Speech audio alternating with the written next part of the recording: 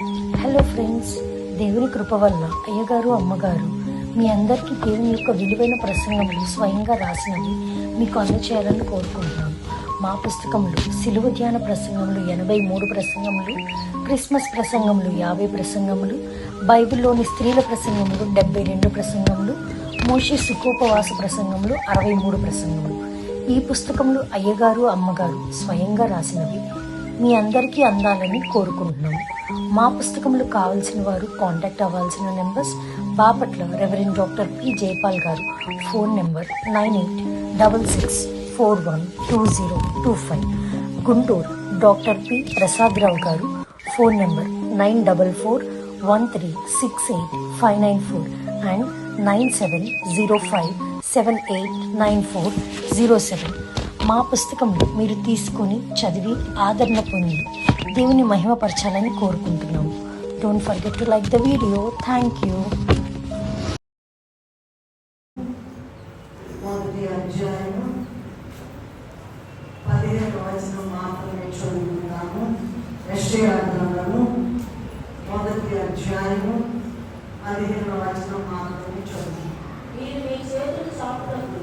మీరు మీ చేతులు చాపునప్పుడు మిమ్మల్ని చూడక నా కన్నులు కప్పుకొందు. మీరు బహుగా ప్రార్థన చేసినను నేను వినను. మీ చేతులు రక్తముతో నిండి ఉన్నాయి. ప్రార్థన చేస్తున్నామండి. ప్రార్థన చేస్తున్నాం. మమ్మల్ని నిధిగా ప్రేమించిన మాత్రమే మీ పాదములకు నమస్కారం. మీ మహాకృపను బట్టి, మీ అక్షత కనికరాన్ని బట్టి అనేకులైన వారి లోకము మరణ భయముతో ఉన్నారు ప్రభువా. ఎవరిని కదిలించినా అదే మాట, పాపము పండిపోయింది అంటున్నాను. ఏ క్షణంలో నాకు వస్తుందో అని వింటూ ఉన్నాను. అయా, మేము సిద్ధపడ్డామా లేదా ఆ విషయాలు తెలుసుకోవడానికి మీ సన్నిధిలో ప్రార్థన చేసి మాకు కావలసిన జవాబులు పొందడానికి సహాయం అందించండి. అయోగ్యురాలైన నన్ను, అజ్ఞానినైన నన్ను తండ్రి, మంటి పురుగునైన నన్ను జ్ఞాపకం చేసుకుని మీరే మాట్లాడి, మీ పిల్లలైన మాతో మాట్లాడి మహిమ ఘనత స్తుతి స్తోత్రం పొందమని వచ్చి వేసిన యేసయ్య అతి పరిశుద్ధమైన నామములో ఎంతో వినయముతో వేడుకొని ప్రార్థిస్తూ నాము తండ్రి. ప్రార్థన వినేడి పావనుడా,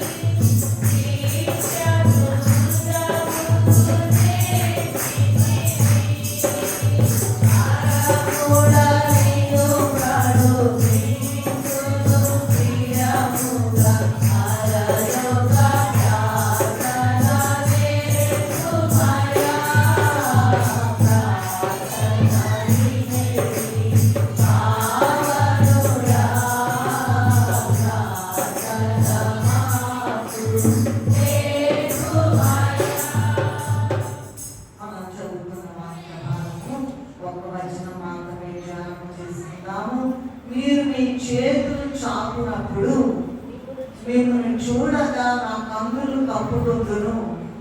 మీరు బహుగా ప్రార్థన చేసినను నేను. ఈ దినం మన ధ్యానాంశం ఏంటంటే ప్రార్థనకు జవాబు రాకుండాకు గల కారణం ఏంటండి? ప్రార్థనకు మనం చేసే ప్రార్థనకు జవాబు రాకుండా ఉండడానికి గల కారణములు మనము ధ్యానం చేసుకుందాం. మన దేవుడు గొప్ప దేవుడు, గొప్ప ప్రేమ స్వరూపి, గొప్ప జాలి గలవాడు.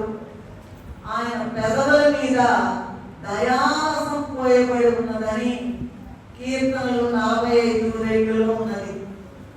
ప్రార్థనకు జవాబిస్తామని ఎన్నో అభయములు ఇచ్చారండి. మత్తయి సువార్త 7:7 ఏముందంటే అడుగుడి మీకు ఇయ్యబడును అని ఉన్నది. యోహాను సువార్త 6:37 నా యొద్దకు వచ్చువానిని నేను ఎంత మాత్రము త్రోసివేయను, బయటికి త్రోసివేయను అని ఉన్నది. యోహాను సువార్త 15:7 నా యందు మీరును మీ యందు నా మాటలను నిలిచి ఉండిన ఎడల మీకు ఏది ఇష్టమో అడుగుడి, అది మీకు అనుగ్రహింపబడును అని ఉన్నది. యోహాను 14:14 మీరు నా నామమున ఏమంటారంట? ఏదైనా అడగండి, మీ ఛాన్స్, మీ ఇష్టం, మీ చాయిస్, మీ ఇష్టం వచ్చింది అడగండి. విమానం అడగండి, ప్రధానమంత్రి కావాలని అడగండి, డాక్టర్ కావాలని అడగండి, ఏదైనా మీ ఇష్టం. తర్వాత 1 యోహాను పత్రిక 3:22 మనం ఏమి అడిగినను అది ఆయన వల్ల మనకు దొరుకును అని ఉన్నది. ఏదైనా అడగండి. కీర్తనలు 65:2 ఏముందంటే ప్రార్థన ఆలకించువాడా సర్వ శరీరులు ఎవరు వస్తారంట? సర్వ శరీరులు. ఎంత గొప్ప మాట అంటే అందరూ కూడా ఏమడగాల? ఎవరిని అడగాలి? ఏ అంశం అడగాలి? ఎలా అడగాలి? ఎలా జవాబు పొందాలి అనేది ఇప్పుడు మన ధ్యానం. ఏదైనా మీ ఇష్టం అండి. ఉద్యోగం కావాలి, పెళ్లి కావాలి, ఇంకా చెప్పండి, ఇల్లు కావాలి, ఇంకా చెప్పండి, ఇంకా సివిల్ సర్వీస్ ఎగ్జామ్ పాస్ అవ్వాలి, ఇంకేదైనా కావాలి. మీ ఇష్టం వచ్చింది అడగండి అని ఉన్నారు. మరి ఇన్ని వాగ్దానాలు, ఇన్ని అభయములు ఇచ్చినటువంటి దేవుడు మనం చదువుకున్న వాక్య మన ధ్యానాంశంలో ఏముందంటే నేను మిమ్మల్ని చూడను, నేను మిమ్మల్ని చూడను, బహుగా ప్రార్థన చేసినను వినను అని దేవుడు ఎందుకు అంటున్నాడు అనేటువంటి ఆ జవాబు, ఆ ప్రశ్న, ఆ జవాబు మనం ఆలోచించినట్లయితే దీన్ని బట్టి దేవుని అడగడానికి చూడండి, మనకి ఏదైనా అవసరం ఇచ్చిందనుకోండి, ముఖ్యమైన అవసరం, ఎవరిని అడుగుదాం? వాళ్ళని అడిగితే లాభం లేదనుకుంటాం కదండి. ఇంకెవరన్నా అడుగుదామా? వాళ్ళు పాపం చాలా జాగ్రత్తగా మనం ఎప్పుడైనా అడిగితే చక్కగా వాళ్ళు రెస్పాండ్ అవుతున్నారు కనుక బాగా అడుగుదాం. అట్లాగే మనుషులందరినీ సర్వ శరీరుల ప్రార్థన ఆయన ఆలోచిస్తున్నాడు అన్నాడు. ఏదైనా అడగండి, మీ ఇష్టం వచ్చినప్పుడు అడగండి, ఎప్పుడైనా రెడీ, విసుగక నిత్యము ప్రార్థన చేయండి అని లోకాసవార్తలో. మీ ఇష్టం అండి, మీరు ఏదైనా అడగండి. నా నామమున మీరు నన్ను ఏది అడిగినా కూడా ఇచ్చిన. మరి అలాంటి గొప్ప దేవుడు, అంత ప్రేమగల దేవుడు ఎందుకని మనం ప్రార్థన చేస్తుంటే అసలు మిమ్మల్ని చూడను, మీ మాట వినను, అసలు మీకు జవాబు చెప్పను అని ఎందుకు అంటున్నారు అని ఆలోచించినట్లయితే దేవుడిని అడగడానికంట కొన్ని అర్హతలు కావాలి. ఏం కావాలండి? కొన్ని అర్హతలు కావాలి. ఉద్యోగం నిర్ణయిస్తారంటండి, ఎవరిని బట్టే వాళ్ళు చేసుకుంటారు విధానం. ఇల్లు మీ ఇష్టం వచ్చిన ఇంట్లోకి వెళ్ళండి అంటారా? ఎవరన్నా కట్టి అంటారు. కొన్ని అర్హతలు కావాలి. కష్టపడి స్థలము కోరుకోవాలి. కట్టడం అంటే మాట కాదు, ఒళ్ళంతా మోహం అయిపోవాలి, సగం బ్రతుకు బలహీనం అయిపోవాలి. ఎందుకంటే కట్టండి, ఇల్లు కట్టండి, ఇల్లు కట్టి చూడండి, పెళ్లి చేసి చూడండి అంటారు లోక సామెత. చాలా కష్టం అండి. మరి దానికి మనం ఎంత ప్రయాసపడుతుంటే ఏది కావాలంటే అది అడగడానికి, దేవుని అడగడానికి కొన్ని అర్హతలు కావాలి. అవి మనకు లేకపోవడం వలన అని మనకు అర్థం చేసుకోవాలి. మనం అర్థం చేసి ఏమి లేకపోవడం వలన, దేవుణ్ణి అడిగేటువంటి అర్హత మనకు లేకపోవడం వలన మన ప్రార్థన అంగీకరించబడడం లేదు అని మనం అర్థం చేసుకోవాలి. చాలా చాలా ముఖ్యమైన విషయం అన్నమాట. చాలా ముఖ్యమైన విషయం. అన్నీ తెలుసండి, అన్నీ అందరూ ప్రార్థన చేస్తారు. చేస్తున్నామండి పెళ్లి కావట్లేదండి, చేస్తున్నామండి ఇల్లు రావట్లేదండి. ఒకసారి మేము విజయవాడలో ఇల్లు కట్టేటప్పుడు ఏడ్చి ఏడ్చి ఏడ్చి ఏడ్చి కన్నీరు కాచి దాకా అక్కడ విజయవాడలో సన్నిధిలోకి మాకు చూపించారంట కదా. వాళ్ళ ఇల్లు కన్నీటిలో అని చెప్పారు. ఏం చెప్పారండి? విజయవాడలో ఉన్న సన్నిధి పనులు చెప్పారంట. వాళ్ళ ఇల్లు అలా ఏడ్చేవాడు. ఏడ్చి ఏడ్చి ఏడ్చి ఇల్లు కడిపోతే లెంటల దాకానో మరి లేకపోతే స్లాబ్ దాకానో వచ్చింది. ఆ సౌరమ్మ గారు వచ్చారు. సౌరమ్మ గారు మా అక్కయ్య గారు అంటాను నేను, సన్నిధి పనులు సీనియర్ మోస్ట్ ఆవిడ వచ్చాడు. వచ్చి ఏంటి అక్క అక్కయ్య గారు, మాకు ఇంకా నెలవారీపు రావట్లేదండి, అల్లాడిపోతున్నాము, మాకు ఇల్లు రావట్లేదేంటండి, ఇంకా అవ్వట్లేదేంటండి అని అడిగితే అన్నారు కదా, అమ్మాయి మీ ప్రార్థన ఎక్కడ దాకా వచ్చిందంట, వాళ్ళని లెంటల దాకా వచ్చిందంట, ఇంకా చేయాలి మీరు. అప్పుడు సిగ్గుపడిపోయి అయ్యా క్షమించయ్యా, ఇల్లు రావడానికి కావాల్సిన ప్రార్థన మేము సరిపడే ప్రార్థన చేయలేదు అని మరలా క్షమించని ప్రార్థన చేశాం. ఒక ఉదాహరణ, ఒక పేపర్లోనంటండి ఒక యాడ్ ఇచ్చారంట, అడ్వర్టైజ్మెంట్ ఇచ్చారు. ఏమని ఇచ్చారంట? కొన్ని లక్షల ఉద్యోగాలు ఉన్నాయి, యవనస్తులైన వారికి అందరూ రండి అంటే పొలోమని బయలుదేరారంట. లక్షల ఉద్యోగాలు ఉన్నాయంటే ఎంతమంది అంట? లక్షలాది మంది బయలుదేరారంట. వెళ్ళిన తర్వాత బహు సంతోషంగా లక్షల మంది ఉన్నాయి కదా, లక్షల ఉద్యోగాలు ఉన్నాయి కదా, లక్షల మంది ఉన్నాయి కదా, మనకు కూడా ఒకటి రాకపోతా అనుకుని ఆశతో వెళ్ళారంట. లక్షలాది మంది వెళ్ళారు. వెళ్ళేటప్పుడు ఏమైంది? ఇగో 25 ఏళ్ళు తక్కువ ఎవరున్నారో వాళ్ళు ఏమన్నారంట? 25 సంవత్సరాలు తక్కువ వయసు, 25 సంవత్సరాల లోపల ఉన్న వాళ్ళు రమ్మన్నారంట. ఇకైతే మనం కాదని కొంతమంది లేదు. ఇంకొంతమంది అంట, ఇంకొక దేవుని చెప్పారంటే కనీసం డిగ్రీ అర్హత ఉన్నవాళ్ళు రండి అన్న. కనీసం డిగ్రీ అంటే ఆ తర్వాత చాలా ఉంటాయి, పీజీలు ఉంటాయి, పోస్ట్ డాక్టర్లు ఉంటాయి, పోస్ట్ డాక్టర్లు ఉంటాయి, చాలా చాలా ఉంటాయి, అవన్నీ ఉంటాయి కదా. ఏమన్నారంట? కనీస అర్హత డిగ్రీ చదివి ఉన్నారు చాలా మంది వెళ్ళిపోయారు.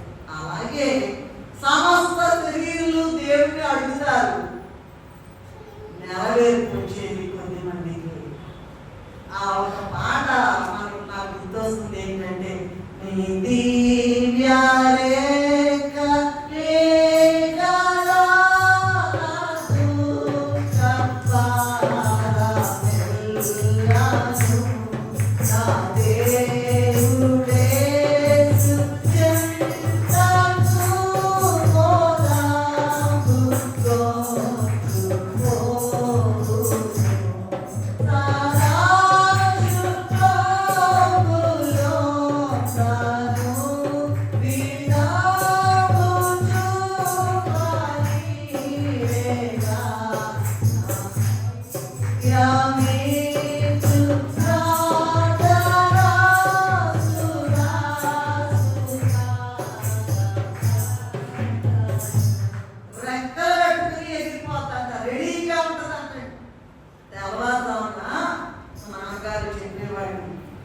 40-50 ఏళ్ళు వాక్యం చెప్పేవాళ్ళండి. ఆ విషయాలను కూడా కొన్నిసార్లు మాట్లాడుతూ అమ్మ తెల్లవారుజామున 3 గంటలకి 4 గంటలకి తెల్లవారుజామున ఎవరైతే ప్రార్థనలో ఉంటారో వాళ్ళ యొక్క ప్రార్థనలన్నీ పోగు చేసుకోవడానికి, స్తుతులన్నీ పోగు చేసుకోవడానికి పెద్ద పెద్ద గంపలు తీసుకుని పరలోక వాసులు వస్తారట, పరలోక దేవదూతలు వస్తారట. అలా ప్రార్థన చేయాలమ్మా. ఎట్లా పట్ల మన ప్రార్థన ఆ గంపలోకి వెళ్ళేటట్టుగా, గంపలోకి వెళ్తే ఇక పరలోకానికి వెళ్ళిపోయినట్టే అలా చేయాలి అని నీ దివ్య రెక్కలే కదా నా దుఃఖమానం వెళ్ళం. ఇవన్నీ కూడా ఏంటంటే మనకు బుద్ధి రావడానికి ఇవ్వబడినటువంటి వాక్యాలు. ఏమండి మరి కొన్ని అర్హతలు కావాలంట. మరి అలాగే దేవుడు మన ప్రార్థన వినకుండా ఉండడానికి చాలా కారణాలు ఉన్నాయండి. కొన్ని కారణాలు మనకి ఇవ్వబడిన లేదా నాకు ఇవ్వబడిన కొన్ని సమయంలో కొన్ని కారణాలు మాత్రము ధ్యానం చేసుకుందాం. 100, 1000, లక్షల కారణాలు ఉన్నాయి. ఈ దినం 7 మాత్రమే ధ్యానం చేసుకుందామని. నంబర్ 1 ఏంటంటే ఒక్కసారి ఎవరు కూడా మనస్సుని అటు ఇటు పోనీకండి. మనస్సుని లగ్నం చేసుకోండి. మనస్సుని మీ దగ్గర ఉంచుకోండి. మనస్సుని మీ వశంలో ఉంచుకుని ఎందుకప్ప ప్రార్థన చేస్తానే ఉన్నామండి, చేస్తానే ఉన్నాం. చాలా మంది అంటారంట అమ్మాయి ప్రార్థన చేస్తున్నామండి, చేస్తున్నామండి, మరి ఎందుకని నేను రావడం లేదు. అది ఆ విషయాన్ని మనం కూలంకషంగా ఈ దినము ధ్యానము చేసుకుంటాం. నంబర్ 1 ఏంటంటే హృదయంలో పాపం లక్ష్యం చేసినందువలన ప్రార్థన వినడం. చెవులు మూసుకుంటారంట. అక్కర్లేదు, అక్కర్లేదు, అసలు అక్కర్లా. వినడా చార్ట్ అని అయ్యారు దేవదాసయ్య గారు. వినడా చార్టు అని ఒక చార్ట్ రాశారు. చార్ట్ వేసి ఎందుకు వినడు అంటే కొన్ని ఆటంకాలు నాలో నీలో ఉండడం వలన వినడం లేదు. హృదయంలో పాపమును లక్ష్యం చేసినందువలన మన యొక్క ప్రార్థన అంగీకరించబడదు. కీర్తనల గ్రంథము 66వ అధ్యాయము 18వ వచనం చదువుకోండి దయచేసి. నా హృదయంలో నేను పాపమును లక్ష్యం చేసిన ఎడల ప్రభువు నా మనవి వినకపోవు. ఏంటంట చెప్పండి. హృదయంలో, నా హృదయంలో అని చెప్పండి. అందరూ ఎవరో ఎల్లమ్మ పొల్లమ్మ వాళ్ళ దగ్గర కాదు. నా హృదయంలో పాపమును లక్ష్యము చేసిన ఎడల దేవుడు నా మనవి వినడు. ఇక అయిపోయింది. ఇక అంతే స్టేట్మెంట్. బాగా చాలా మ్యాండేటరీ అంటారు చూసిన అధికారపూర్వకమైనటువంటి మాట. హృదయంలో, నా హృదయంలో నేను పాపమును లక్ష్యం చేసిన ఎడల ప్రభువు నా మనవి. పాపం అంటే ఏంటంటే చెప్పండి. లక్ష్యం చేస్తే అంటున్నారు కదా. చూడండి 1 యోహాను పత్రిక 3వ అధ్యాయం 4వ వచనం అనేక సార్లు అయ్యగారు చెప్తా ఉంటారు. పాపము చేయు ప్రతి వాడును ఆజ్ఞను అతిక్రమించును, ఆజ్ఞాతిక్రమమే పాపం. ఇది చాలా గొప్ప మాటగా ఉన్నది. ఆజ్ఞాతిక్రమమే పాపం. చూడండి, కొంతమందికి బిడ్డలు కావాలని వస్తున్నారు కదండి, అక్కడికి స్వస్థశాలకు వస్తున్నారు, ఇక్కడికి వస్తున్నారు. ఇస్తున్నారా లేదా అమ్మా? కమలా, గడుపుగా ఇస్తున్నారా లేదా? దేవుడు ఇచ్చారా లేదా? ఇంకా చాలా మంది ఉన్నారు మీ వెనక. ఇచ్చారా లేదా? ఆ ప్రార్థన చేశారా అన్నమాట అర్థం. కనుక ఆ విషయం ఏంటంటే మరి పాపము చేయు ప్రతి వాడు ఆజ్ఞను అతిక్రమించును, ఆజ్ఞాతిక్రమమే పాపం. ఈ ఆదాము అవ్వలనేటువంటి వారట తినవద్దన్న పండు తిన్నారు, ఆజ్ఞను అతిక్రమించారట. అలాగే మన జీవితంలో కూడా కొన్ని dos and don'ts. Don't do it, you do it. Do it అంటే దేవుడు చెప్పాడు నువ్వు చెయ్యి అంటే మనం చెయ్యి, చెయ్యొద్దు అంటే వెరీ గుడ్. కనుక కొన్ని dos and don'ts, don't do it అంటారు. కనుక ఏది చేయాలంటే అది చెయ్యము, ఏది చేయకూడదు అంటే అది చేస్తాం. కనుక హృదయంలో పాపమును లక్ష్యము చేసినందువలన పాపమును చాలా తేలికగా ఉన్నట్టుంటదండి. కానీ చూడండి, ఈ పాపం అనేటువంటిది 10 ఆజ్ఞలు మొట్టమొదటిలో ఇచ్చారు మోషే గారి ద్వారా. 10 ఆజ్ఞలు మనకు అన్ని విషయాలు తెలుసు. నిర్గమకాండంలో, ద్వితీయోపదేశకాండంలో ఇంకా చోట్ల ఉన్నది వాటిని ఆజ్ఞల గురించి. అయితే మరి పాపము లక్ష్యం చేసినందువలన అంటే ఏంటి? ఈ 10 ఆజ్ఞలు అతిక్రమించిన ఒకటి. రెండవది ఏంటంటే మన యొక్క మనస్సుని లక్ష్యం చేసి చేయకపోవడం వలన దేవుడు మనకి మనస్సాక్షి అంటారండి. ఫర్ ఎగ్జాంపుల్, మన పిల్లల్ని బడిలో చేస్తాం కదండి, చిన్న పిల్లల్ని. వాడికి పాపం అంటే తెలియదు. ఎల్కేజీలో 3 ఏళ్ళు రాగానే చేర్చాడు. 3 ఏళ్ళు నిండా అంటారు. నిండా పోయిన 2.5 ఏళ్ళకే మా చిన్నవాడిని తీసుకెళ్తాను. మాట కూడా సరిగ్గా రావలేదండి. చేస్తాను ఎవరు చూసేవాళ్ళేనండి. ఏం చేస్తాం? వెళ్ళాలి. అయితే ఇక్కడ పాయింట్ ఏంటంటే, నేను చెప్పదలుచుకున్న పాయింట్ ఏంటంటే, ఆ క్లాస్లో ఒకడు చిన్నపిల్లవాడు పెన్సిల్ తెచ్చాడు అనుకోండి. ఎవరు చెప్పారండి పెన్సిల్ తెమ్మని? తెలియదు కదా, తెలియదు. వాళ్ళ అమ్మ షీఈస్ ద ఫస్ట్ టీచర్. వాళ్ళ అమ్మ, నాన్న తీసుకురాకూడదు నాన్న, ఇది వేరే వాళ్ళది కదా. ఓహో, వాడికి ఎవరు చెప్పారు? పుట్టుకతోనే పాపి మనిషి, గర్భంలోనే పాపము అనేటువంటి పాపము ద్వారా స్త్రీ తన బిడ్డల్ని కనుక విషయం ఏంటంటే 10 ఆజ్ఞలను అతిక్రమించడం ఒక పాయింట్, మనస్సాక్షి మాట వినకపోవడం రెండో పాయింట్. అందువలన పాపమును లక్ష్యం చేసుకుని దేవునికి ఇష్టమైనటువంటి ప్రార్థన చేయలేకపోతున్నామండి. జరిగింది. దేవుడు ప్రార్థన చేస్తే విన్నాడు. మరి అందరికీ ఆడికి ఇచ్చేదే మాకు ఇవ్వలేదు ఎందుకని? పాపములు లక్ష్యం చేసినందువలన.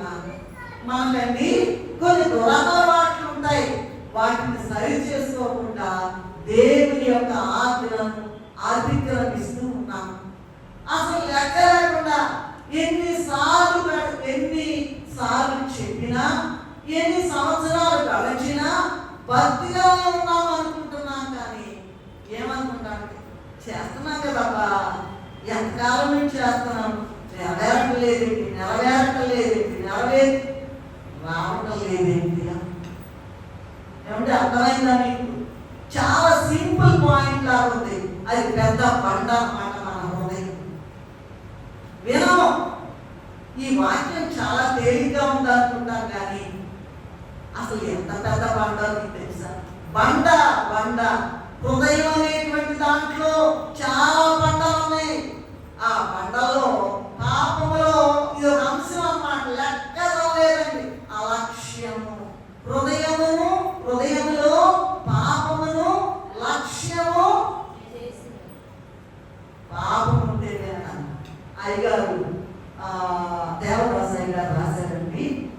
ఈ మధ్య నేను పాస్టర్స్ కాకాంతో ఎవరో చెప్పారు. మరంట పలాంటి తీయ్యా అని చెప్తే కాదంట, నేను పాపినయ్యా అంటే నెరవేర్పు వస్తుందంట.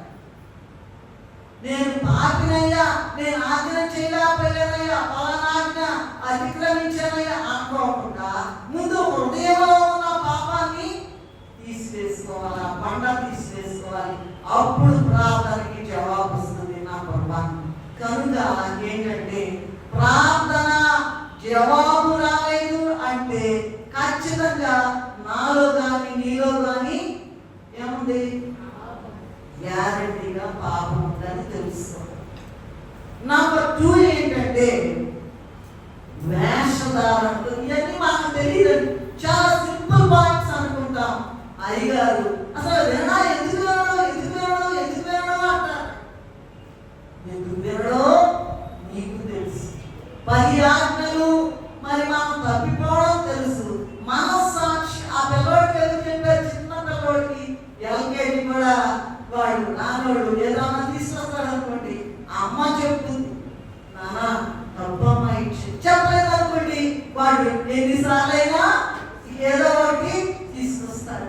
అలా ఏం చెప్పే హృదయంలో పాపం అనేది ప్రవేశించి మన ప్రార్థన వినకుండా, ఇందాకే కదా పాడుతున్నాం, నీ దివ్య రేఖ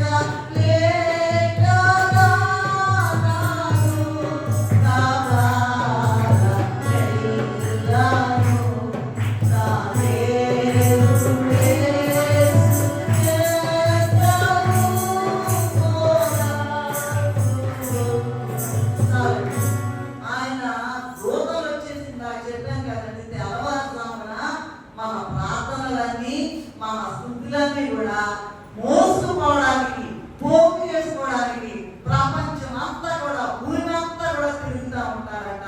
అందుకని దేవదాసయ్య గారు మొట్టమొదట 4 గంటలకు లేవాలని చెప్పారు, తర్వాత 3ంటికే లేవాలని చెప్పారు. ఆ తర్వాత అయ్యగారు ఏం చెప్పారంటే 2ంటికే నేను లేస్తానని చెప్పారు. అదేంటో ఆలోచించి మరి మనం వచ్చే వారం, వచ్చే నెల నుంచి ఇది ప్రారంభించుకుంటాం కదా. ప్రార్థన మెట్లు ద్వారా దేవుని సన్నిధికి చేరాలి. ముందు మనసుని లగ్నం చేసుకోవాలి. ఎక్కడెక్కడ ఉందో పాపం ప్రభువా నాయన నీ యొక్క కాగడా పెట్టి వెతుకయ్యా, నీ లైట్ వేసి వెతుకయ్యా, నా ఉదయంలో నీ లైట్ వేసి వెతుకయ్యా. పాపం ఉంటే నా ప్రార్థన నెరవేరదు. అది నంబర్ 1. నంబర్ 2 వేషధారణతో ప్రార్థించడానికి చెప్పాను కదండి. మత్తయి సువార్త 6వ అధ్యాయం 5-7 వరకు చదువుకున్నట్లయితే, మరియు మీరు ప్రార్థన చేయనప్పుడు వేషధారులు వలె ఉండవద్దు, మనుష్యులకు కనబడవాలని సమాజ మందిరంలో యూదులలో నిలిచి ప్రార్థన చేయుట. ఎంత గొప్ప మాట చూడండి. ప్రార్థన చేస్తున్నారు, అది దేవుని నామానికి ఎంత అవమానం అండి. సమాజ మందిరంలో నిలబడతారంట, అందరూ ఎదురుగా ప్రార్థన చేస్తారంట. అది దేవుని నామానికి అవమానం కదా. ఏం చేస్తున్నారు? హృదయంలో పాపము బండలు ఉన్నాయి కానీ అది అక్కడే ఉంచుకుని ప్రార్థన చేస్తున్నారు. రెండవది ఏంటండి? వీధుల చిన్నప్పుడు అంటే ఆ చిన్న వయసు అప్పుడు బోరలు తీసుకుని బోరలతో సువార్త ప్రకటించారు. బోరలతో సువార్త ఏంటంటే వీధుల మూలలో, అది చాలా గొప్ప మాట. బోరలు తీసుకుని సువార్త ప్రకటించడం అనేది ఎక్కడికి వెళ్ళి అక్కడికి వెళ్ళి అందరు చూస్తున్నారా లేదా అని వీధుల మూలలో నిలబడి ప్రార్థన చేస్తారంట. అందువలన వాళ్ళకి ఇష్టం అంట. అందువలన మనుష్యులకు కనబడవాలని కాక, మత్తయి సువార్త 6:6 చదవండి దయచేసి. రహస్యమందు చూచుచున్న నీ తండ్రికి ప్రార్థన చేయండి, అప్పుడు రహస్యమందు చూచు నీ తండ్రి ప్రతిఫలమిచ్చును. ఏమ్మా చూడండి, వాళ్ళంటున్నారు వీళ్ళంటున్నారు, అది కాదండి. దయచేసి మన యొక్క అభిప్రాయాన్ని మార్చుకోవాలి. ప్రార్థన చేయండి అంటే పెద్ద సమాసాలతో, పెద్ద పదాలతో అబ్బో ఇంత గొప్ప ప్రార్థన అవగొట్టేశారండి అనుకుంటారు. ఆ ప్రార్థన దేవునికి ఇష్టమయ్యేటట్లుగా, దేవునికి అంగీకారయోగ్యంగా ఉండేటట్లుగా. అమ్మాయి చూస్తున్నారా? చూడలా. అందుకే అంటున్నాను, దేవునికి అంగీకారయోగ్యమయ్యేటట్టు వేషధారణ ప్రార్థన చేయొద్దు. మత్తయి సువార్త 6:7 చూడండి. వ్యర్థమైన మాటలు వచింపవద్దు. మరి ఎలాగండి?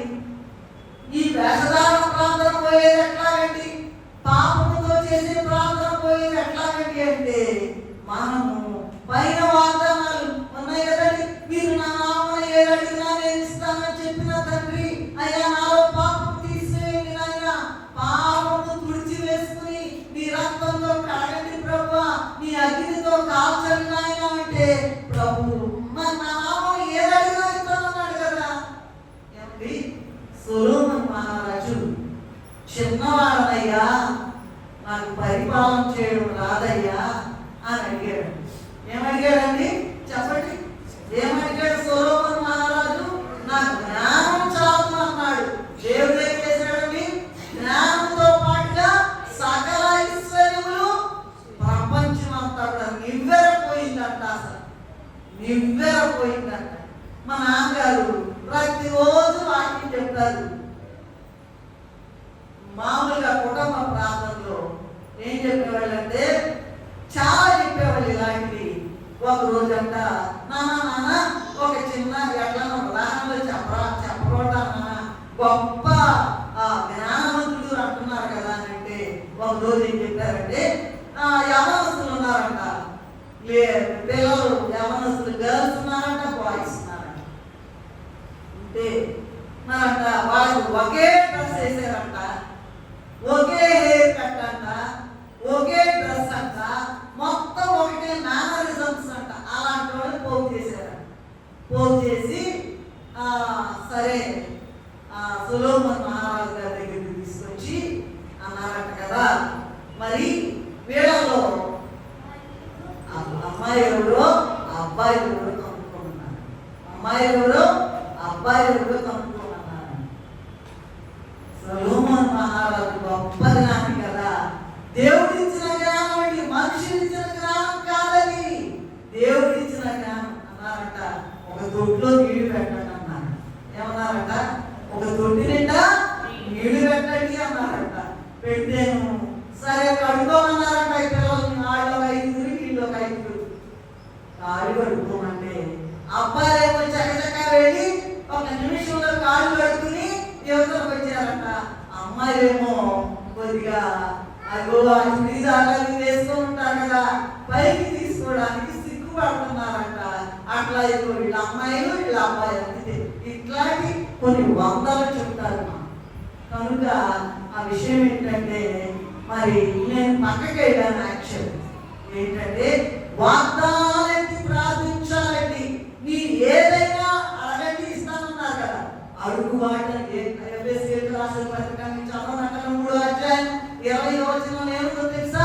మీరు అడుగు వాటన్నిటికంటేను ఊహించు వాటన్నిటికంటేను అత్యధికంగా చూస్తున్న తండ్రి ఉంది కదా. ఏమా మరి ఊరికనే జ్ఞానం ఇయ్యా, నీ బిడ్డలను పరిపాలించలేదు అన్నాడు కదా. జ్ఞానం ఇయ్యా అన్నప్పుడు మరి అన్నీ చేశాడు. ప్రపంచం నలుమూలల నుంచి కూడా వచ్చేసి సొలొమోను మహారాజు యొక్క జ్ఞానాన్ని పరిశీలించడానికి వచ్చారట. సో ఇప్పుడు మనం రెండో పాయింట్ ఏంటంటే, ఏం చేయాలా? వేషధారణ కొట్టి వేసుకోవాలా? ఎవరన్నా చూస్తున్నారా లేదా? ప్రార్థనా పనులు ఆ ప్రార్థనా పనుల ద్వారా దేవుడికి అవమానం వస్తుంది. వీధి మూలలో నిలబడి, సమాజ మందిరాల్లో నిలబడి మరి ప్రార్థన చేయకూడదు. రహస్యమందున అయితే అవసరాన్ని బట్టి ఓపెన్ ప్రేయర్ మీటింగ్ అని ఉంటుంది. ఓపెన్ వెళ్ళిపోయి బజార్లో మోకరించడమే. చిన్నప్పుడు మేము సండే స్కూల్లో అయ్యగారు కూడా కమ్యూనిస్ట్ పార్టీ వాళ్ళు వచ్చారంట. అందరూ ఎర్ర చొక్కాలు వేసుకుని, ఏంటి మాస్టారు అక్కడికి వెళ్తున్నాడంట, పాట పాడతారంట అని చెప్పి అక్కడే మోకరించేటప్పటికి అందరూ మోకరించారంట. ఎవరు? కమ్యూనిస్ట్ పార్టీ వాళ్ళు ఎర్ర చొక్కాలు వేసుకుని బజార్లో విరుమండలో మోకరించారు. విషయం ఏంటంటే, వేషధారణతో కూడిన ప్రార్థన దేవుడు వినడు. మన ప్రార్థనకి జవాబు రాదు. తర్వాత 3వది చూసినట్లయితే, అంటే వేషధారణ ముందు తీసేమని ప్రార్థన చేసుకోవాలి. ఆ తర్వాత దేవునికి ప్రార్థన చేస్తే తప్పకుండా నెరవేర్పు వస్తుంది. 3వది ఏంటంటే, మన భోగముల నిమిత్తము దురుద్దేశంతో ప్రార్థించకూడదంట. భోగముల నిమిత్తం ప్రార్థన చేస్తారంట. యాకోబు పత్రిక 4వ అధ్యాయము 1 నుంచి 3 వరకు చదువుతారా దయచేసి? మీలో యుద్ధములు పోరాటములు దేవునికి కలుగుచున్నవి. మీ అభయములలో పోరాడు మీ భోగించడం కదా మీరు ఆశించుతున్నారు కానీ మీకు దొరుకుతలేదు. నరహత్య చేయుదురు, మత్సరపడుదురు, సంపాదించుకోవలేదు.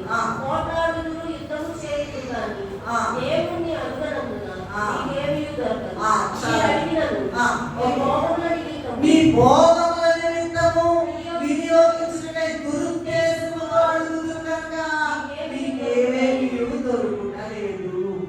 ఎంతకాలం నుండి ఎన్ని సంవత్సరాల నుంచి ప్రార్థన చేస్తున్నాము మనం? డైరెక్ట్ గా వెళ్ళిపోతాంట ప్రార్థన. దేవుని దగ్గరికంట ధవళ సింహాసనం దగ్గరికి డైరెక్ట్ గా వెళ్ళిపోతాంట. మన ప్రార్థనలో ఎన్ని నాటకాలు ఉన్నాయో. నంబర్ 1, పాపం అక్కడే ఉంచుకొని ప్రార్థన చేస్తున్నాం, అందుకే వినడం లేదు. రెండవది, వేషధారణతో ప్రార్థన చేస్తున్నాం, అందుకే వినడం లేదు. అప్పుడు ఏం చేయాలా? అయ్యా నాలో ముందు పాపం తీసివేయ్యా. రెండవది, అయ్యా నాలో ఉన్న వేషధారణ తీసివేయ్యా అని అడిగినట్లయితే దేవుడు తీసివేస్తాడు. తర్వాత మూడవది, భోగముల నిమిత్తము దురుద్దేశముతో అడుగుతారు. మీరు అడిగినను మీ భోగముల నిమిత్తము వినియోగించుటకై దురుద్దేశముతో అడుగుతారు కనుక మీకేమీ దొరుకుతలేదు. భోగేక్షలు, నరహత్యలు, పోట్లాటలు, మత్సరము, యుద్ధం మన సొంతంగా సంపాదించుకున్నాం అనుకుంటారండి. ఏదైనా కూడా యుద్ధం చేయాలండి, పోట్లాడడం పడండి, నరహత్యలు చేద్దాం, మత్సరముతో కూడి భోగేక్షలతో కూడి అడిగినట్లయితే మనకేమి కూడా దొరకదు. ఫర్ ఎగ్జాంపుల్, మామూలుగా చిన్న ఎగ్జాంపుల్ ఏంటంటే, ఏమండి ఉద్యోగాలు రాలేదనుకోండి, టీయా పెట్టకుండా వస్తారు. రాగానే మళ్ళీ గలం, అడ్రస్ గలం, రారండి. అసలు నమ్మకం, దేవుని పట్ల కృతజ్ఞత ఉందా అంటే నీ సొంత అవసరాల కోసమే వస్తావా? అయిపోగానే దేవుడిని మర్చిపోతావు. నంబర్ 1, ఉద్యోగాలు కావాలని వస్తారు. వచ్చిన తర్వాత మందిరానికి రావడానికి తీరదు. నంబర్ 2, మంచి ఇల్లు అని ప్రార్థన చేస్తారండి. ఇచ్చిన తర్వాత భక్తి అసలు లేదండి, పోయింది, అయిపోయింది, ఇచ్చేసిందిగా, ఇల్లు వచ్చేసిందిగా అక్కర్లేదు. ఈ చాలా సింపుల్ పాయింట్స్, కానీ చాలా పెద్ద పెద్ద బండలతో కూడిన పాయింట్స్ అన్నమాట. మూడవది ఏంటంటే, మన మందిరంలో చాలా మంది తెలుసు, బిడ్డలు కావాలని తీయా పెట్టకుండా అవుతారండి. వచ్చిన తర్వాత తీరం, ఆ పిల్లలు కూడా తీసుకురారు. ఇతరులకి సాక్ష్యాలు చెప్పరు. ఇతరులను మనం పొందిన మేలు ఇతరులు కూడా చెప్పాలని కూడా ఉండదు వాళ్ళకి. ఇలాంటివన్నీ మీ యొక్క భోగముల నిమిత్తము, పిల్లలు లేరంటారు కదా, ఉద్యోగం లేకుండా ఊరికే తిరుగుతున్నాం అంటారు కదా, ఇల్లు లేకుండా ఎంతకాలం అద్దెలో ఉంటారు కదా, అందుకని అడుగుతాం అన్నమాట. సరే దేవుడు ఇచ్చేస్తాడు, బాగుంది అని ఇచ్చేస్తే అయినాక లెక్కదమ్మ ఉండదు. అయితే మరి ఇక్కడ అసలు ప్రార్థించవలసింది ఏంటంటే, మత్తయి సువార్త 6వ అధ్యాయం 33వ వచనం మన అందరికీ తెలిసిన మాటే. దేవుని రాజ్యమును ఆయన నీతిని మొదట వెతకండి, అప్పుడు అవన్నీ. అసలు ఇది ఎంత గొప్ప మాట తెలుసంటండి. అసలు రహస్యం ఇది తెలుసంటండి. మందిరానికి క్రమంగా రారు, స్వస్థసారి అసలు రారు, పనులు మాత్రం దేవుడు బాగా పనులు చేయాలండి. మొరపెట్టు ముఖము కాని గొప్ప సంగతులు, మొరపెట్టు ముఖము కాని గొప్ప సంగతులు, మరియు కూడా మైన సంగతులు దేవుడే తెలుపు, మరియు కూడా మైన సంగతులు. నీకు అర్థం కాకపోతే అడగండి. గ్రాహ్యము కానీ గొప్ప సంగతులు చెప్పేస్తాడంట. చెప్తేనే అదిరిపోతారు మనం. ఆ ప్రభు ఇచ్చినటువంటి వాగ్దానాలు, ప్రభు ఇచ్చినటువంటి ఆ యొక్క గొప్ప ఏమంటారంటే అభయాలు చెప్తే నిజమా? ఇలా మాట్లాడతాడా దేవుడు? మీ దేవుడు మాట్లాడతాడా? అవునండి, దేవుడు నాకు జవాబు లేదే. మేము కూడా చేస్తున్నామండి. ఈ అడ్డుబంటలు పెట్టుకుంటే ఎలా వస్తుందండి? ఇక్కడ పాయింట్ నేను మళ్ళా మర్చిపోయాను. ఏం చేయాలంట? ఆయన రాజ్యమును, దేవుడు నమ్ముకోండి, ఆయన రాజ్యంలోకి వెళ్ళాలి మనం. నీతి అంటే ఏంటి? అబ్రాహాము దేవుని నమ్మేమో, అది అతనికి నీతిగా ఎంచబడెను. అదేంటండి?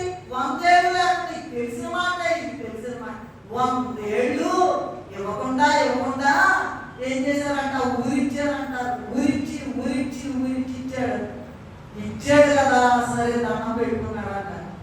అయిపోయిన తర్వాత వెళ్ళి నీ పిల్లల్ని తీసుకెళ్ళి మోరియా కొండ మీద బలిమంటే ఎంత భయంకరమైన ఎలా ఉంటుంది. అబ్రహాము యొక్క గుండె ఎలా కొట్టుకుంటుందో ఒకసారి ఆలోచించండి. అయితే ఆయన రాజ్యము ఆయన నీతిని ముందు వెళ్ళకండి అంటే అర్థం ఏంటో తెలుసా? ప్రభువా, నేను నీ దగ్గరకు వస్తాను, నీ కాళ్ళు పట్టుకుంటా, ఎలాగైనా నీ పాదాలు కడుగుతా, ప్రభువా నా తల వెంట్రుకలతో నీ పాదాలు తుడుస్తానైనా.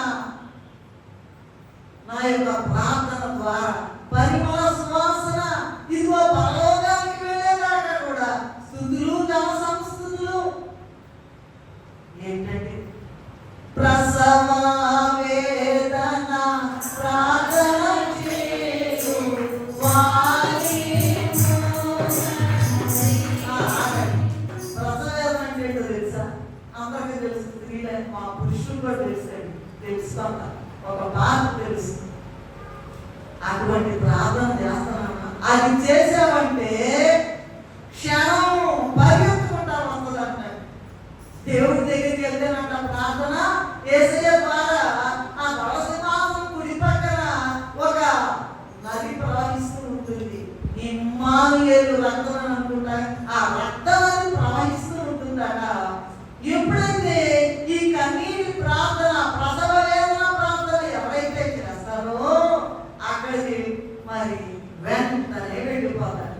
వెళ్ళిన తర్వాత దేవుడట అక్కడట, అయ్యో నా కుమారుని రక్తం కదా, నా కుమారుని రక్తం ద్వారా వీళ్ళు వస్తున్నారు కదా అని వెంటనే రైట్ కొట్టేస్తాడు. గ్రాంటెడ్ అని రాసేస్తాడు, ముద్ర పడుతాడు, రాజముద్ర పడుతుందంట. ఇమ్మీడియట్ గా నెరవేరు. మరి నెరవేరలేదండి, నువ్వు చెయ్యాలిగా, ప్రసవేదన ప్రారంభం చేయాలేదండి. అసలు రహస్యం అది. అమ్మగానే ఒక పడవగానే మర్చిపోతారు దేవుణ్ణి, కొట్టగానే మర్చిపోతారు దేవుణ్ణి, అడగగానే ఇచ్చినప్పుడు కన్నీటి ప్రారంభం చేయకపోయినా ఇస్తే మర్చిపోతారు దేవుణ్ణి. అలా కాదండి. సో మొదటిది ఏంటంటే హృదయాల్లో పాపమని అలక్ష్యం చేసినందువలన, రెండవది ఏంటంటే వేషధారణతో ప్రార్థించడం వలన, మూడవది ఏంటంటే భోగముల నిమిత్తము మీ యొక్క సెల్ఫిష్ ఎండ్ కోసం, మీ యొక్క స్వార్థం కొరకు అడుగుతున్నారు కనుక దేవుని మహిమపరచడానికి లేదు. అలా కాకుండా ఇంకొక ట్రాక్ లో వెళ్ళడం చూడండి. ఇంకో ట్రాక్ ఏంటంటే ఇస్తున్నారు ఇస్తారు ఇస్తారు ఇస్తారు ఇస్తారు కదా, గ్యారంటీగా వచ్చి ప్రార్థన చేసి చూడండి. మందిరాన్ని వదిలిపెట్టవాకండి. అయ్యా అయ్యా అయ్యా ఇచ్చేదాకా వదిలిపెట్టకుండా ఉండండి. ఇస్తాడో లేదో సవాల్గా ఉన్నాడు. యేసయ్య చేసిన ప్రార్థన ఏం ప్రార్థన? ఏమ్మా, ఏమి 40 దినాలు ఏమీ తీసుకోలేదంట. అప్పుడు ధైర్యం వచ్చాదంట, ఇదిగో ఈ రాజు రొట్టెలుగా చేసుకుని తిన్నారా? ఉరికినేది. ఏ సాతానా, నీ ప్రభు అయిన దేవుడిని మొక్కాలి, ఆయన్ని పూజించాలి. ఏటాడుతున్నాడంటే ఒక్క నిమిషం కూడా సాధారణ కనపడిందంటే ఎందుకు కనపడిందో తెలుసా? సర్పం కనపడిందంటే ఎందుకు కనపడి, దాని చావునికే కనపడుతుంది. మనం ఏం చేయాలా? నీ ప్రభు అయిన దేవునికి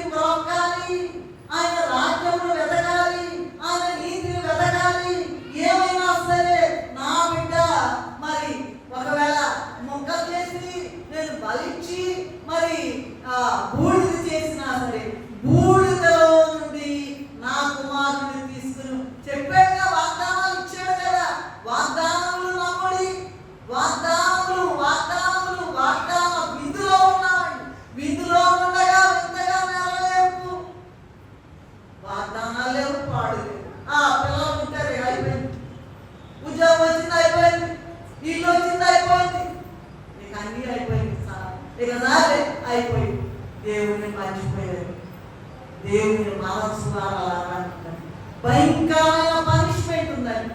మామూలుగానే ఉంటున్నాం, మళ్ళీ మామూలుగా వస్తున్నాం, ప్రార్థన తగ్గింది, అందుకే నెరవేర్పులు జరగలేదు.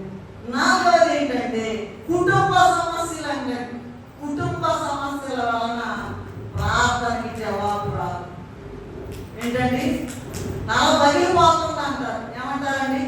తల పగిలిపోతుంది, అసలు గోడకేసి కొట్టుకోవాల్సి వస్తుంది అంటారండి కొంతమంది. తల పగిలిపోతున్నారు. ఏంటంటే కుటుంబ సమస్యలు. మొదటి పేతురు పత్రిక 3వ అధ్యాయం 7వ వచనంలో చూడండి.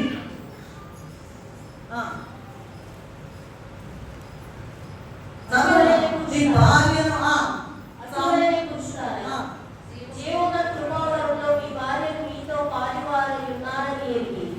భార్యలను సన్మానించుడి, మీ ప్రార్థనలకు అభ్యంతరం కలగకున్నట్లు నేను అయ్యగారిని ఎప్పుడు అడుగుతాను ఈ మాట. అబ్బో, జ్ఞానం చదువున కాపం చేస్తున్నారు పురుషులందరూ. మీరు కూడా అట్లాగే నన్ను అడిగితే బాగా పెద్దగా అవుతారు. జ్ఞానం చదువున కాపురం చేయుడి అని మీరు ఒక ఆచరించారండి. ఎక్కడ? పరిశుద్ధ గ్రంథంలో ఉన్నది. భార్యను సన్మానించాలి. నంబర్ 1.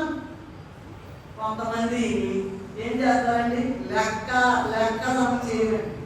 జమ చేయరు, అసలు లెక్క చేయరండి. అది ఒక ఇంపార్టెంట్ పాయింట్. మీ ప్రార్థనలకు అభ్యంతరం కలుగుతున్నట్లు జ్ఞానం చొప్పున వారితో కాపురం చేయండి. ఈ జ్ఞానం లేకపోవడం వల్ల ఏమవుతుందంటే ఐక్యత ఉండదు, ప్రేమ ఉండదు, సమాధానం ఉండదు. కనుక కలిసి ప్రార్థన కదా. నేను విజయవాడ నుంచి వచ్చిన కొత్తలో ఏం చెప్పానంటే, మీరు ఒక్కలే వస్తున్నారు కదమ్మా, రోజు నిద్రపోతారు, భోజనం చేసి ఒక రోజు నిద్రపోవాలండి, రాత్రంతా ప్రార్థన చేయండి. దేవుడు తీసుకొస్తాడో లేదో చూడండి. ఆ పట్టు నీకు రావాలి కదా. ఆ పట్టు నీకు వస్తే దేవుడు తీసుకొస్తాడు. ఇన్ని సంవత్సరాలైనా ఒకలే. అదేమంటే ప్రార్థన మేము కూడా చేస్తున్నామమ్మా, మేము చేస్తున్నామండి, ప్రార్థన చేస్తున్నాం. ఏంటి ఈ జ్ఞానం అంటే? ఏంటంటే ప్రభు యొక్క ప్రేమ, కృప, కనికరం. మరి వారికి ఏదైనా సరే, అయ్యా ఈ బిడ్డతో నేను ప్రమాణాలు చేస్తారు కదండి బిడ్డప్పుడు, అయ్యా నీ జ్ఞానం దయచేయ, నీ జ్ఞానం దయచేయ. ఎలా ఉండాలో, ఎలా ఐక్యంగా ఉండాలో, ఎలా ప్రేమగా ఉండాలో, ఎలా సమాధానంగా ఉండాలో అని చేస్తే ఆ జ్ఞానం అంట పురుషులకి ఇస్తాడంట. వాళ్ళు సన్మానిస్తారు. ఎవరిని? భార్యని సన్మానిస్తారట. అప్పుడు కలిసి ప్రార్థనకు వస్తారంట. కలిసి ప్రార్థనకు వస్తారు. కలిసి మరి ప్రార్థన ఇంటి దగ్గర చేస్తారు, మందిరానికి కూడా కలిసి వస్తారు. ఈ కుటుంబ సమస్యలు మరి 2 రకాలు ఉంటాయి అంటండి. ఎన్ని రకాలండి? 2 రకాలు. ఒకటేమో బయటకు కనపడేటట్టుగా మామూలుగా ఏదైనా తగాదా వస్తుందని చిన్న తగాదా వస్తాయి అనుకోండి, అది మామూలు. లోపల ఉంటాయి అంటండి. ఎవరికి ఉంటాయి? భర్తకి లోపల ఉంటాయంట, భార్యకి లోపల ఉంటాయంట. వీళ్ళు మనస్సులో తగాదాలు ఆడుకుని సరైన ప్రార్థన చేయకపోవడం వలన వాళ్ళ పనులు నెరవేరవు. ఇద్దరు ఈయనేమో ఆమెను అనుమానిస్తాడు, ఆయనేమో ఈయనని అనుమానిస్తారు. ఒకరికొకరు అనుమానించడం వలన సరైనటువంటి లోతు లేదు. నడిపించున్నామనే దాంట్లో లోతైన పాడండి, ఆ వచనం పాడండి.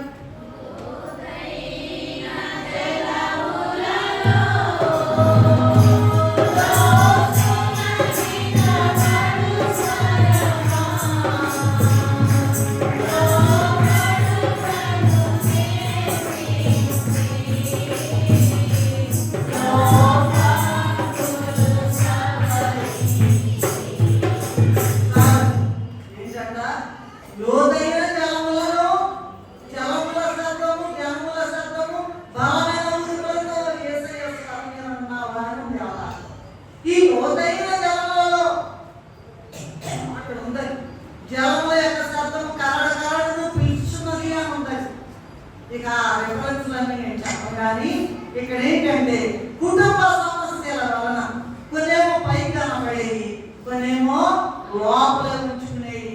అన్నిటికీ అసలు కారణము భక్తిహీనత, ప్రార్థన జీవితం లేకపోవడం, వాక్య జ్ఞానం లేకపోవడం, సంఘ సహవాసం లేకపోవడం, ఇవన్నీ కూడా కలిపి తర్వాత అహంభావం తగ్గించుకోకపోవడం. ఏంటండి? నేను గొప్ప, అహంభావం తగ్గించుకోకపోవడం.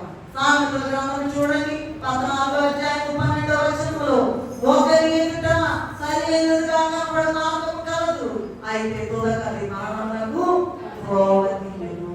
ఏంటండి? నేను గొప్ప. ఎవరికాడే గొప్ప. మరి మా గొప్పలి వాళ్ళందరూ వాళ్ళ అబ్బాయిలు అందరూ కూడా సిఎంసి డాక్టర్లే. సరే, ఆ పెద్దని అంట ఏదో లండన్ పరీక్ష రాయడానికి ఆల్రెడీ డాక్టర్ అయిపోయింది, మెడిసిన్ అయిపోయింది, ఏదో పరీక్ష రాయడానికి లండన్ వెళ్తున్నాడు. సరే, ఆమె కూడా భార్యను కూడా రమ్మన్నాడు. ఎవరిని? ఆ డాక్టర్ గారు. తండ్రి డాక్టరు, పెద్ద కొడుకు డాక్టరు, రెండో కొడుకు డాక్టర్. సరే, పెద్ద ఆయన లండన్ వెళ్తున్నాడు అన్న. మాకు చెప్పి పాపం భలే ఇచ్చేదాం ఆ స్టాఫ్ మెంబరు, నాకు ప్రార్థన చేయండి మేడం అని చెప్పి. ఏంటంటే విషయం ఏంటంటే, ఇది చూడండి బాబు తెలుసుకున్నాం. సరే అన్నారంట, ఎట్లాంటి చాలా చెవులు రెక్కించుకుంటున్నారు. ఏం చెప్పిందంటే, మరి మేడం గారు మా వదిన మరి వెళ్తున్నాడు, ఫ్లైట్కి వెళ్తున్నాడు, పైకి కూడా అని చెప్పాను. అందంట, ముందుగా ఆస్తి నా పేరు మీద రాయను. ఏంటంట, భర్త వెళ్తున్నాడు, పై చదువుల కోసం మెడిసిన్ అయిపోయింది, లండన్ వెళ్తున్నాడు, కోర్స్ అయిపోయింది, అక్కడ రాడు అని తెలుసు కదా జనాలందరికీ కూడా. మరి రామాను కూడా ఎయిర్పోర్ట్కి రా అని అంటే అంతంట, ముందు నా పేరిట ఆ మొత్తం ఆస్తి రాస్తే కానీ నేను ఎయిర్పోర్ట్కి రాను.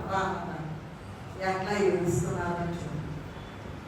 అదే వాళ్ళు నన్ను క్షమించాలి, అదే వాళ్ళు ఆ తల్లి చనిపోతే కనీసం చూడటానికి కూడా రాలేదు. ఏంటండి పరిస్థితులు? ఏంటండి విషయం? నేను ఎందుకు ఇలా చెప్తున్నానంటే, అహంభావము. ఇదిగో చూడండి, సామెతల గ్రంథము 16:20 చదవండి అమ్మా. అలాగే యెషయా గ్రంథం 5:20 చదవండి. 16:25 సామెత.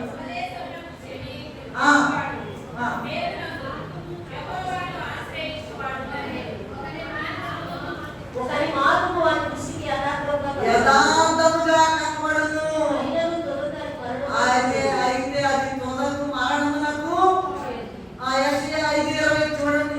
కీడు మేలని, మేలు కీడని, చీకటి వెలుగని, వెలుగు చీకటని. ఎంత భయంకరం. నేను బాగా ప్రార్థన చేసుకున్నా, పాటలు పాడుతున్నా, ప్రార్థన చేసుకుంటున్నా, క్రమంగానే ఉన్నా, అంత బాగానే ఉంది అనుకుంటారంట. ఇద్దరు కూడా భార్యాభర్తలు, కుటుంబంలో బిడ్డలు అందరూ కూడా ఏం చేయాలో తెలుసండి? వాక్యం అనే అర్థములో రోజు చూసుకోవాలంట. చదువుకునేటప్పుడు ఏదో తయారయ్యేటప్పుడు అర్థం చూసుకోవడం కాదండి. వాక్యం అనే అర్థములో ప్రతి వారు కూడా, కుటుంబంలో ఉన్న భార్య కాదు, భర్త కాదు, పిల్లలు మొత్తం కూడా అందరూ కూడా ఉండి చూసుకోవాలంట. కీడు బాగా జరగబోతుందంటే అది మంచిదే అనుకుంటారంట, మేలు జరగబోతుందంటే కీడు జరగ. అట్లా చేయండి. కీడు మేలనియు మేలు కీడనియు ఎంచుకున్న వారికి శ్రమ. కనుక ఈ కుటుంబ సమస్యల వలన మరి వాళ్ళు చేసే ప్రార్థన దేవుని సన్నిధికి చేరదు, పైగా నెరవేర్పు రాదు.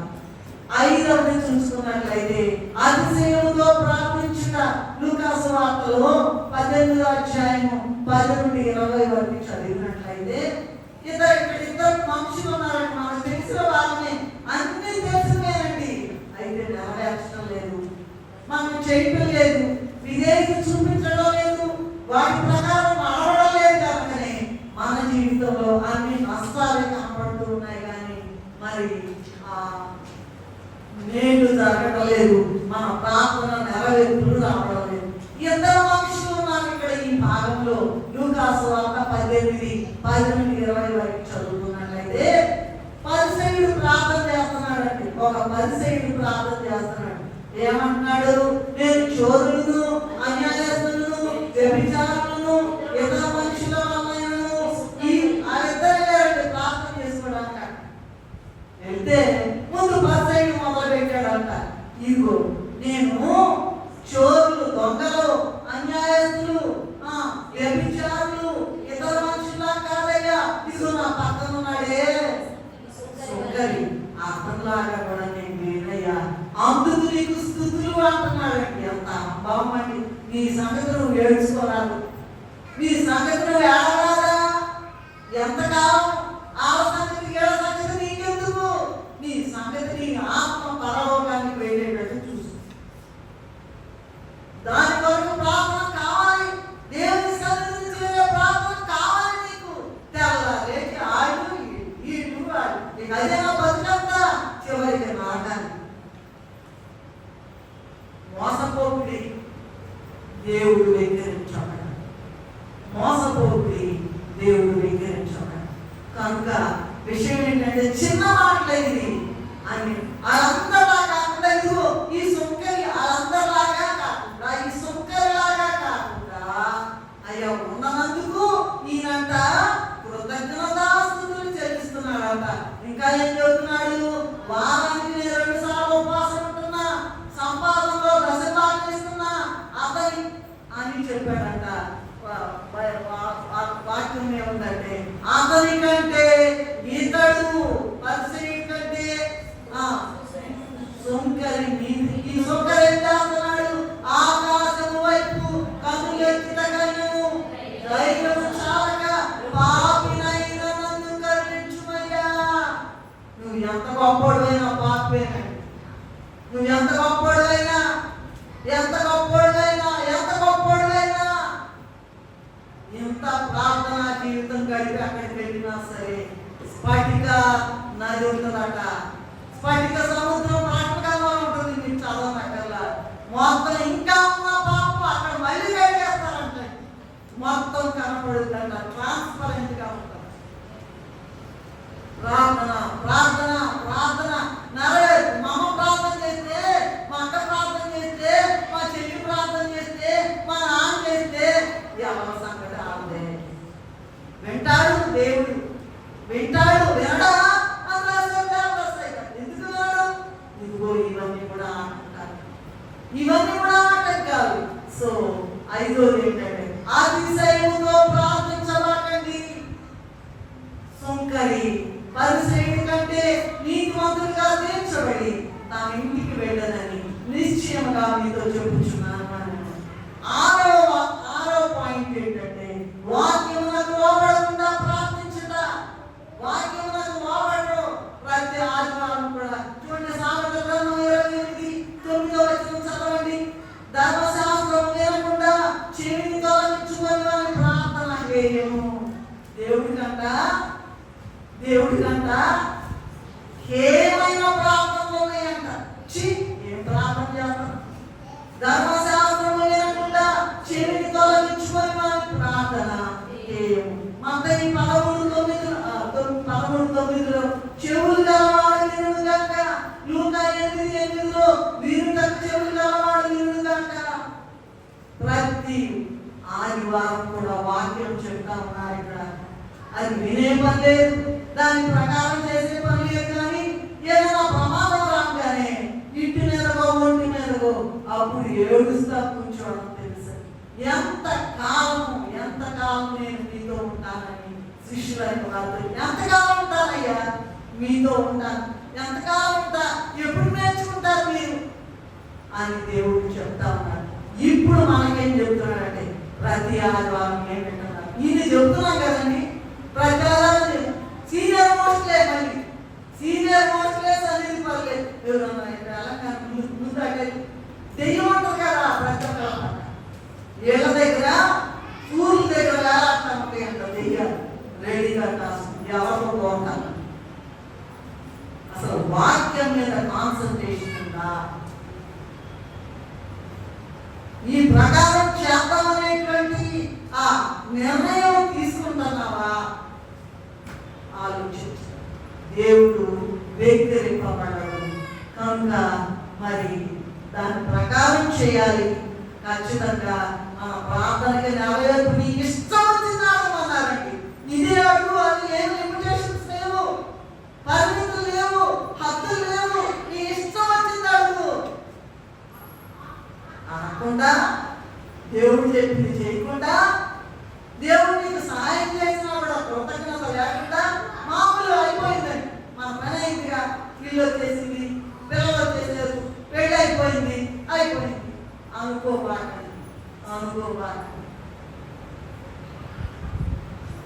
ఏమి ఉండదు అక్కడ. పరలోకంలోనంట గుంపులు ఉండవంట, మిషన్ ఉండవంట, మరి లీడర్లు ఉండరంట, ఎవరు ఉండరంట. దేవుని యొక్క రక్తంలో కడుగుబడిన వారే, దేవుని యొక్క స్వరం ఇక్కడ వినగలిగినటువంటి అర్హతను సంపాదించుకోగలిగితే అక్కడికి ఈజీగా వెళ్ళిపోవచ్చు. అంటే ఏం చేయాలి? 24 గంటలు కూడా నీ హృదయాన్ని దేవుని వైపు లక్ష్యం పెట్టాలి. దేవుడు వింటాడా? అయ్యా, ఈ ప్రార్థన చేస్తున్నప్పుడు నాలో ఎంత పాపం ఉందో నాయనా, ముందు ఆ పాపం తొలగించయ్యా. నాలో వ్యసనం ఉందేమో దాన్ని తొలగించయ్యా. నాలో అతిశయం ఉందేమో దాన్ని తొలగించయ్యా. నాలో కుటుంబ సమస్యలతో సతమతమైపోతున్నానేమో వాటిని తొలగించయ్యా. నాలో భోగమంతాన్ని అడుగుతున్నానేమో నేను, వాటిని తొలగించయ్యా. అయ్యా, నీ కొరకు జీవించాలి. దేవుని రాజ్యంలో దేవుని నీతిని ముందు వెతకమన్నావు కదయ్యా. అట్టి ఆశ నాలో దయచేయండి నాయన, అట్టి కృప నాకు దయచేయండి నాయన అని ప్రార్థన చేసుకోవాలట. ఇంకా చూసినట్లయితే ప్రసంగి గ్రంథం తెలిసిన అందరికి తెలిసిన మాటలేనండి. అయ్యగారు రాసి కాస్తే కళ్ళు తిరిగిపోతా ఉంటాయి. ప్రసంగి గ్రంథం 12:1 దుర్దినములు రాకముందే ఇప్పుడు వీటి నాకు సంతోషం లేదని చెప్పి సంవత్సరంలో రాకముందే నీ బాల్య దినములైంది. బాల్య దినాలంటే ఏంటో తెలుసా? బాల్య దినాలంటే ఏంటో తెలుసంటండి. ఈ లోకంలో జీవించినంత యెహోవా మీకు దొరుకు కాలమందు ఆయన బ్రతుకుతుంది. ఎవరన్నా అనుకున్నారా? విజయవాడలో చచ్చిపోతామని అనుకున్నారా? సడన్ మరణం అనేటువంటిది సడన్గా వచ్చేస్తుంది. తెలియదండి, ఎవరికి తెలియదు. ఇంకో మాట ఏంటంటే కిటికీల దగ్గర ఉందంట కాసుకొని, కిటికీలు ఎక్కేసిందంట మరణం. ఏమైంది? నేను నువ్వు ఎవరో పోతే నష్టమే ఉండదు, కానీ మన జీవితకాలం జీవించిన యాత్ర వృధా కాకుండా చూసుకోవాలంటే ప్రార్థన చేయాలి. ఏ ప్రార్థన చేయాలంటే ఈ ఆటంకాలన్నీ తీసివేసుకుని చేయాలి. 7వది ఏంటంటే మన సహోదరుల యొక్క అపరాధములు క్షమించకుండా ప్రార్థన చేయకూడదు. మన సహోదరులు అంటే ఎవరో తోడోళ్ళో, ఉద్యోగంలో పక్కనోళ్ళో, ఎవరో మేట్స్ ఉంటారు, రూమ్మేట్స్, ఆ మేట్స్, ఈ మేట్స్, ఎవరు వాళ్ళు పట్ల మరి మనము చేసిన అపరాధములు క్షమించకుండా ప్రార్థన చేయకూడదంట.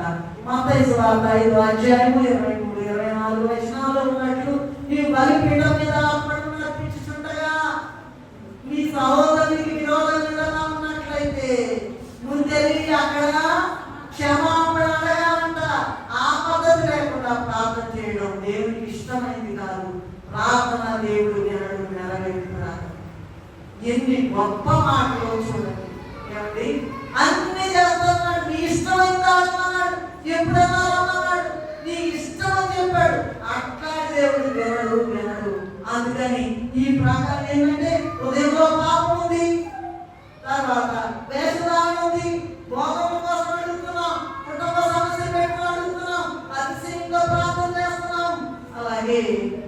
ఇంకా వాక్యానికి లోబడకుండా ప్రార్థన చేస్తున్నాం. సహోదరుల యొక్క అపరాధము క్షమించకుండా ప్రార్థన చేయడం వలన ఇప్పుడు అక్కడ అందువలన ఈ 7 పాయింట్లు అయిపోయినాయి కదా. అందువలన జకర్యా 7:13 ఏముందంటే, నేను పిలిచినప్పుడు వారు ఆలకింపకపోయింది కనుక వారు పిలిచినప్పుడు నేను ఆలకింపను. యెషయా 52 చదవడం త్వరగా చదవండి. యెషయా 50 అధ్యాయం 2వ వచనం. 55:12 కూడా చదవండి. నేను వచ్చినప్పుడు ఎవరు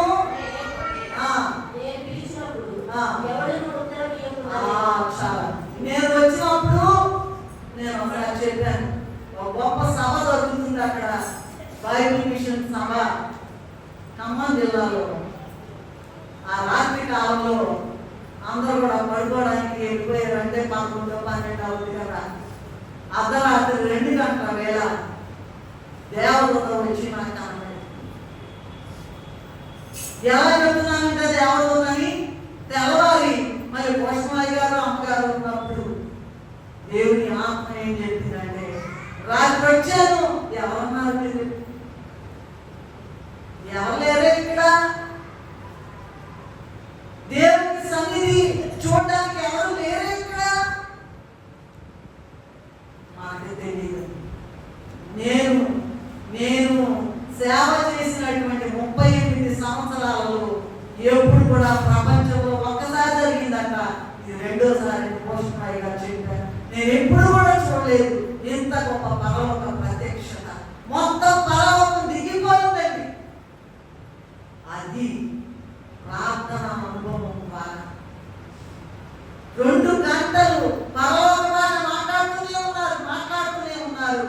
మరి కన్నీరుగా అయ్యా మా పరలోక భాష రాదయ్యా, తెలుగులో మాట్లాడండి అంటే 2 గంటలు ప్రార్థన చేసిన తర్వాత అప్పుడు తెలుగులో మాట్లాడడం ప్రారంభించాం.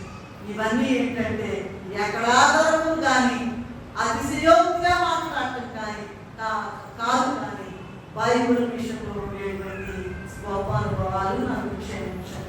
ఎవరికైనా వస్తుంది అనుభవం. దయచేసి ఆ పిల్లలను తెరకుండా కూర్చోబెట్టండి. రైట్. కనుక 55:12 చదవన్నా. నేను పిలువగా మీరు ఉత్తరం ఇయ్యలేదు. నేను మాట్లాడగా మీరు ఆలకింపక. నా దృష్టికి చెడ్డదైన దాన్ని చేసింది. నాకు ఇష్టము కాని దాన్ని కోరితిరి. నేను ఖడ్గమును మీకు అదృష్టముగా నియమించుదు. అబ్బా, ఖడ్గం అంటే ఏమొచ్చిందంట? ఏంటండి ఎట్లా జరుగుతుంది, ఏంటండి ఎట్లా జరుగుతుంది? వాళ్ళు అంటున్నారు, మాతో అంటున్నారు, ఏంటండి విజయవాడ అంటే అంత కసి ఏంటండి? దేనికంట? సృష్టికంట. విజయవాడ కాదు, దాని తాత కూడా దేవునికి ఎక్కడ పాపం ఉంటే అక్కడ భయంకరంగా ఖడ్గం పడుతుంది. దేవుని యొక్క మహాకృపను బట్టి మనం ఇంతవరకు సజీవుల లెక్కలో ఉన్నామంటే ఆయన దయ, ఆయన కృప ప్రతి దినము కూడా దేవుడు అంట రైట్ పడతాడంట. ప్రయాణాల్లో ఉండొచ్చు, ఏ క్షణమో ఎప్పుడో ఎక్కడో ఏంటో మరణం ఎప్పుడో రేపో మనకి తెలియదు కదా. త్వరగా పోయి ప్రభు యొక్క దర్శనం చేస్తామని ఆ పాటలో గొర్రెల కాపర్ల పాటలో రాసి. కనుక ఇదిగో చూడండి, సామెతలు 1:24-25 కూడా చదవండమ్మా. నేను పిలువగా మీరు వెనకపోతుంది, నేను చెవి చాపగా ఎవరు లక్ష్య పెట్టకపోతుంది, నేను చెప్పిన బోధ ఏమి వెనక త్రోసివేసింది, నేను గట్టింపగా ఒప్పడకపోతుంది, కాబట్టి నీకు అపాయం కలుగునప్పుడు నేను నవ్వేదను అని దేవుడు చేస్తాను. ఇదేంటంటే ఊరికి అక్కడ తీసేసుకోవచ్చు. జాగ్రత్త, దేవుడు వెక్కిరింపబడడు. తర్వాత ప్రతిదీ కూడా సినిమాలాగా చేస్తుందంట. అక్కడ వెళ్ళగానే ఆ సినిమా మొదలవుతుందంట. పుట్టిన దగ్గర నుంచి చచ్చేదాకా నువ్వేం చేసావు, నువ్వేం మాట్లాడావు, నువ్వేం ప్రవర్తించావు, నువ్వు ఎలా ఏం నడిచావు, నువ్వు ఎలా మరి కార్యాలు జరిగించావు, నీ ప్రవర్తన ఎలా ఉందో అక్కడ మార్పులు బయటపడతాయి. అప్పుడు తీర్పు తీర్పులోకి రాకుండా తీర్పులోకి రాకుండా ఉండాలంటే మేలుకోండి, మేలుకోండి, ఇప్పుడైనా మేలుకోండి. ప్రార్థన ఎలా చేయాలో దేవుడి వాళ్ళని మనకి నేర్పించాడు కనుక అవన్నీ కూడా గుర్తుపెట్టుకొని దాని ప్రకారం చేయాలి. యేషయా గ్రంథము 8:18లో కాబట్టి కటాక్షము లేకయు కనికరము చూపయు నేను నా క్రోధము అదుపరచి వారు నా చెవులలో ఎంత బిగ్గరగా మొరపెట్టునను నేను ఆలకింపకుందును. ఇర్మియా గ్రంథము 11:14లో కావున నీవు ఈ ప్రజల నిమిత్తము ప్రార్థన చేయకుము, వారి నిమిత్తము మొరపెట్టకుము, వారు తమ కీడును బట్టి నాకు మొరపెట్టినప్పుడు నేను వినను అని చెబుతున్నాను. ఇప్పుడు బాగానే ఉంటుందండి, రోగం రాగానే ఇక అప్పుడు వస్తానండి గుర్తు ముందుగానే లేదా వయస్సు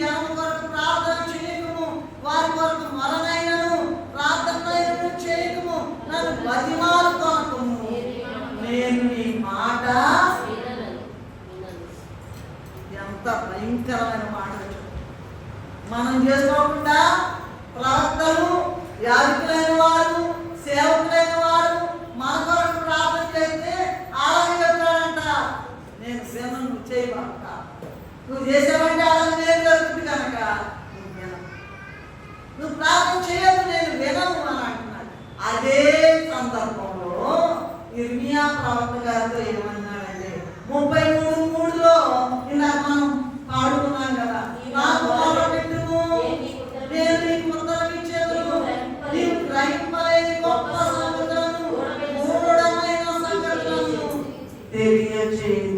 గ్రహింపలేని మూఢమైన సంగతులు నువ్వు నాకు మొరపెట్టు, నేను చెప్పేస్తా. అదే మాట మనం ఆలోచనలో పెట్టుకున్నట్లయితే ఏ స్థాయికి మనం రావాలో, పైన చెప్పిన 7 అంతస్తుల్లో కాకుండా ఆ స్థాయిలో ఉన్నామా, ఇర్మియా గారి స్థాయిలో ఉన్నాము. చాలా సింపుల్ మాటలండి, చాలా సింపుల్ మాటలు. అయితే మన గుండెల నిండా ఈ మధ్య ఒక పాట వచ్చింది కదా, గుండె నిండా కదా, వచ్చా మీకు పాట వచ్చావా? రాదా?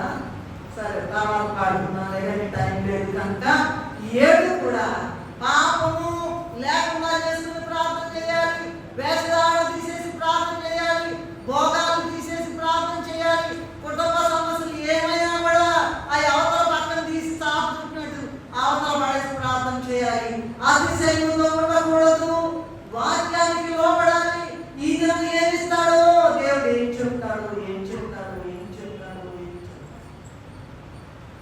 అని ప్రార్థన చేస్తున్నామండి. అట్టి కృప దేవుడు ప్రతిదినం కూడా మనం వినేటువంటి ప్రార్థన నాకు దయచేయాలి, ప్రార్థన చేసుకోవాలి. అట్టి కృప తండ్రి మనకు అనుగ్రహించుగాక. మమ్మల్ని మిక్కిలిగా ప్రేమించిన మా తల్లి, మమ్మల్ని క్షమించండి ప్రభా, క్షమించండి నాయన, క్షమించండి తండ్రి. అయ్యగారు రాశారు, వినడా వినడా వినడా, ఎందుకు వినడు అని. అయ్యగారు ఏ మాట మాట్లాడితే, ఏ ప్రార్థన చేస్తే వెంటనే నెరవేర్పు వచ్చేదట. అయితే ఎందుకు వినడు అంటే ఈ దినం ఎందుకు వినడు అని మాకు కారణాలు చూపించారు కనుక రైతు క్షమించినాయా నీ ఇష్ట ప్రకారం ఇవన్నీ కూడా అడ్డుపడాలని మాలో నుంచి తీసివేసి నేను ఆ కొరకు నాన్న సిద్ధపడడానికి ఏ ప్రార్థన చేయాలో ప్రభువా అట్టి ప్రార్థన మాకు అనుగ్రహించి మమ్మల్ని పెళ్లికి మార్చవలసిన సిద్ధపరచుమని మా మధ్యకు వచ్చి వేసిన యేసయ్య అతి పరిశుద్ధమైన నామములో ఎంతో వినయంతో వేడుకొని ప్రార్థిస్తున్నాము తండ్రి.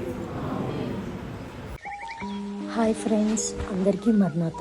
మా వీడియోస్ మీకు ఎంతో ఆదరణ కలిగిస్తున్నాయని నేను నమ్ముచున్నాను. ఈ వీడియోని లైక్ చేయండి, మీ ప్రార్థనా అంశాలని మీ పేరుతో కామెంట్ చేయండి, షేర్ చేయండి, ముఖ్యంగా సబ్స్క్రైబ్ చేసుకోండి. Thanks for watching. అందరికీ మర్నాత.